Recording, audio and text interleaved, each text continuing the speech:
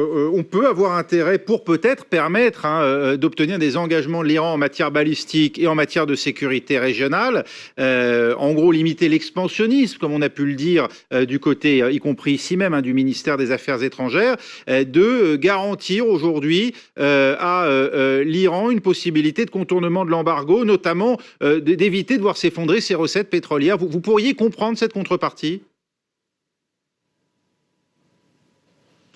Je doute que l'Iran accepte aujourd'hui de telles négociations, puisqu'il faut bien comprendre que oui, l'Iran a besoin de contourner les sanctions sur ses exportations de gaz naturel et de pétrole, mais pour que l'Iran accepte de renégocier l'accord, en particulier vous avez parlé du programme balistique, mais également du soutien iranien pour les différentes milices chiites à travers le Proche-Orient, c'est effectivement ce qu'avait exigé entre autres l'administration Trump avant son retrait de l'accord sur le nucléaire.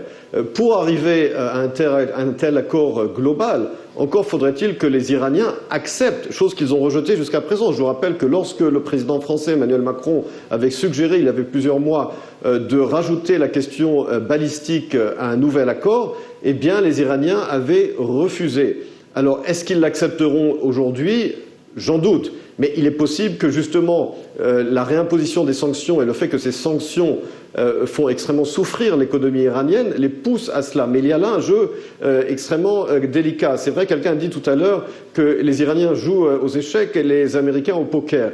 Et je pense que c'est une image assez exacte. C'est-à-dire qu'on ne sait pas aujourd'hui exactement quelle est la stratégie pour arriver à un accord entre les États-Unis et les Iraniens, mais également les autres signataires du JCPOA, pour inclure justement la question balistique, la question du soutien pour les missiles chiites, mais n'oubliez pas également une des exigences américaines, la question du sunset clause, du fait que l'accord se termine en 2025 et quid après 2025 sur le programme militaire iranien. Dernier point, est-ce que pour que la stratégie américaine soit crédible, il faut également que la déclaration américaine sur l'usage de la force éventuelle contre l'Iran soit crédible. Or là, on s'aperçoit que finalement le président Trump a dit récemment que pourquoi les États-Unis doivent-ils payer pour la sécurité du Golfe Persique et pour le Proche-Orient ? Il y a bientôt des élections, enfin dans un an et demi aux États-Unis, et lui s'était fait élire et veut se faire élire justement en rabaissant, en diminuant les dépenses militaires américaines à travers le monde, et par conséquent il y a là une certaine